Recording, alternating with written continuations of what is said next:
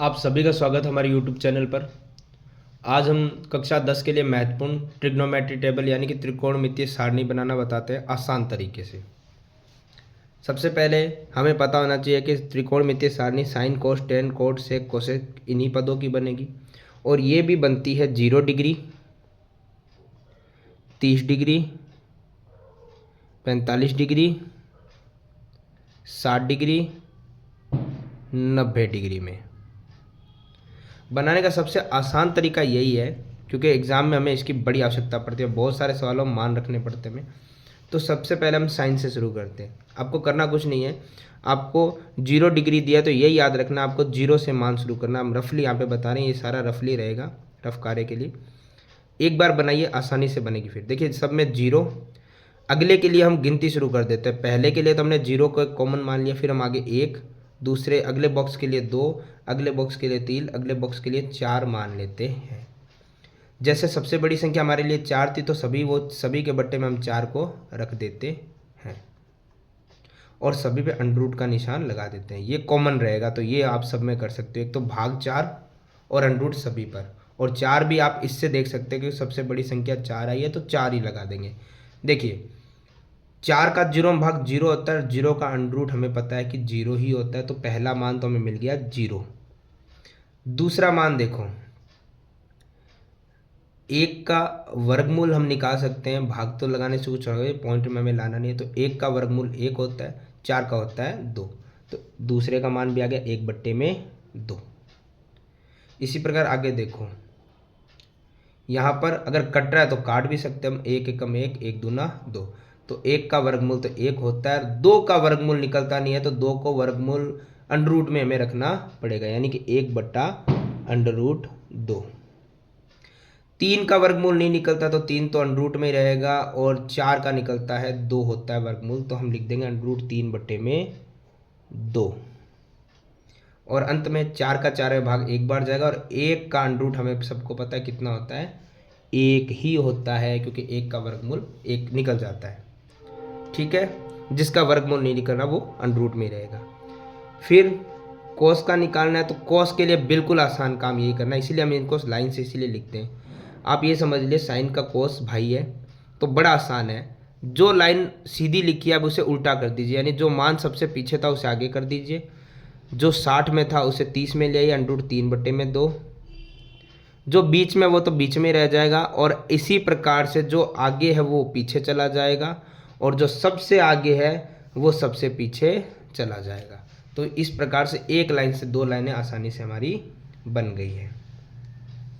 अब आता है तीसरा काम, है 10 का मान। 10 का मान एक प्रकार से निकलता है, जो होता है 10 अगर आपको निकालना, जो कि आगे आप 8वीं प्रश्नावली जब भी करते हैं 10वीं क्लास की, तो उसमें आपको एक चीज़ पता चलती है, 10 का मान ज़्यादातर साइन बटे कोस में आता है। थीटा का प्रयोग हम कर देते हैं जो कि डिग्री में आता है, यानी 10 निकालना है तो साइन बटा कोस कर लो, आपका मान निकल जाएगा। चलिए, तो अब मुझे निकालना है 10 का मान। अगर 0 डिग्री में देखूंगा तो 0 डिग्री के मान लेते हैं। साइन की जगह साइन बटा कोस हो गया, तो साइन हो गया 0 और कोस हो गया 1। 1 का भाग 0 में लगाओगे तो क्या आएगा, 0 ही आएगा। ठीक है, इसी प्रकार आगे हम देखते हैं कि अगर हमें दूसरा मान निकालना है जो कि साइन बटा कोस में आएगा, तो इस बार थोड़े बट्टे बढ़ जाएंगे, यानी 1/2 और दूसरा मान रहेगा √3/2, वो इसके बट्टे में आ जाएगा, साइन बट्टा कोस, ये साइन का मान, ये कोस का मान। तो 4 बट्टों को हम सिंपल किस प्रकार से करते हैं, पहला मान 1/2 और दूसरा और तीसरा बट्टा आपस में गुणा कर लेते हैं, और आखिरी वाला सबसे ऊपर वाले के साथ। तो आप गुणा करने से अच्छा काट दीजिए, 2 से 2 कट गया तो बचेगा 1/√3। तो यहाँ पे मान आएगा 1/√3। इसी प्रकार आगे भी 45 डिग्री में भी मान 10 का मान उसी प्रकार से निकलेगा। चलिए अब मैं यहाँ बता देता हूँ आपको, साइन थीटा बटे कोस थीटा ही रहेगा। तो देखिए थोड़ा जब बट्टे में आते हैं थोड़ा सा हमें काम बढ़ जाता है, कोई बात नहीं। जैसे कि साइन का मान है 1/√2, कोस का मान भी है 1/√2। 4 बट्टों को कैसे हल करेंगे, पहला तो सिंपल रखो 1/√2, तीसरा बट्टा दूसरे के साथ गुणा कर दो, और चौथा बट्टा पहले के साथ गुणा कर दो ना, एक ही बहुत था ऐसे। √2 से √2 कट गया तो बचा क्या, एक, एक का भाग एक में एक ही आएगा।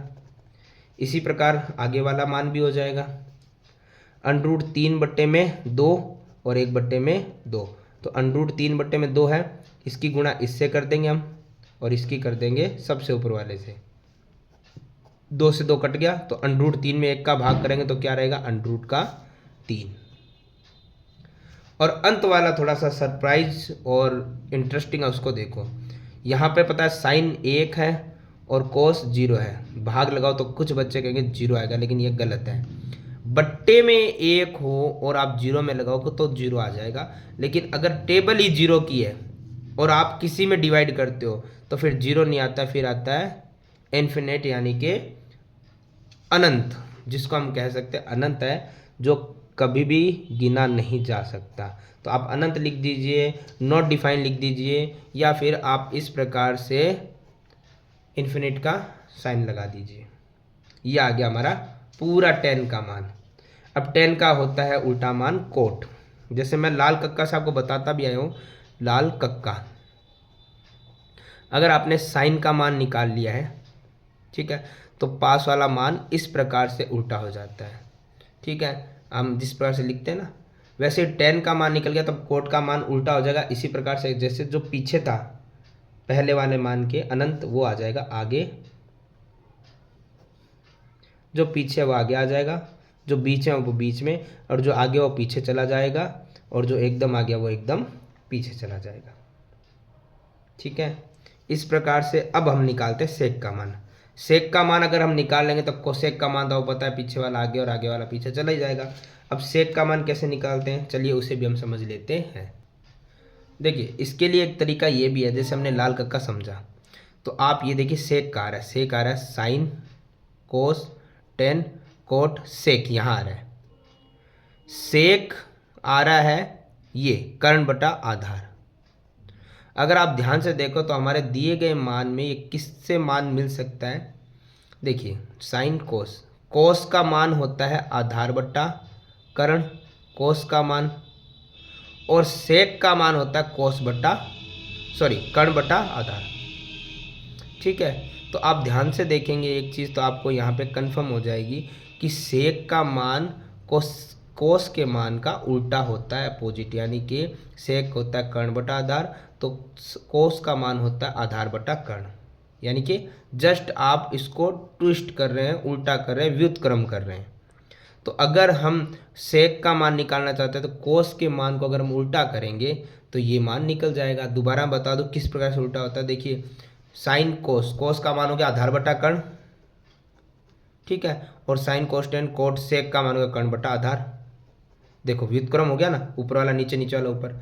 तो आपको पता है कोस का मान तो हमें दिए गया है, अगर हम उसको उल्टा करते रहे, यानी कि जो ऊपर है उसे नीचे और नीचे उसे ऊपर करता रहे, तो सारा मान निकलता जाएगा कोस सेक का। कैसे, देखिए पहला मान तो 1 ही, अब आप कहोगे इसे कैसे उल्टा करें, तो 1 के बट्टे में 1 कर दो और उसको उल्टा करेंगे तो 1/1 यानी 1 ही आएगा।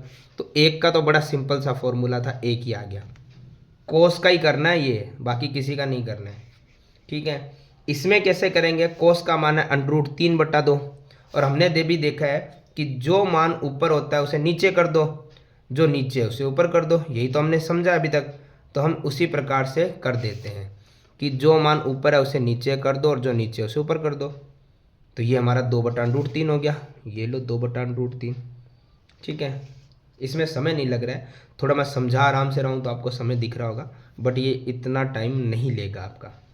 फिर अगला मान है 1/√2, इसको उल्टा करोगे तो जो ऊपर है वो नीचे आ जाएगा, जो नीचे ऊपर, और 1 का भाग तो लग भी जाता है, √2 ही आएगा, तो आ गया यहाँ में √2। आप बट्टे 1 लगाओगे तो भी कोई प्रॉब्लम नहीं है। अगला 1/2, 1/2 को उल्टा करेंगे तो आएगा 2, क्योंकि बट्टे में 1 का कोई फ़ायदा रहेगा नहीं उल्टा करने पे, तो 2 आ गया। और फिर हमारे पास आ रहा है यहाँ पर 0।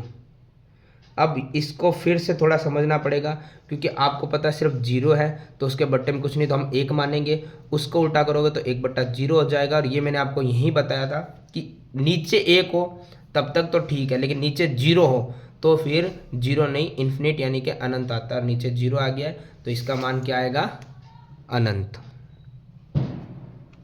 और अंतिम मान ज़्यादा समझने के लिए टाइम लगाने की ज़रूरत नहीं है, इसी का भाई होता है एक लाइन करते जो एक आसान होती है, पीछे वाले को आगे ले आओ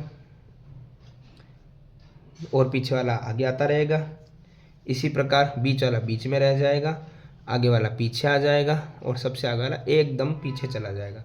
तो इस प्रकार से आप सारणी को बना सकते हैं। ठीक है, एक बार समझने के बाद आपको सिर्फ एक ही मान का ध्यान रखना, साइन वाला किस प्रकार से निकलेगा।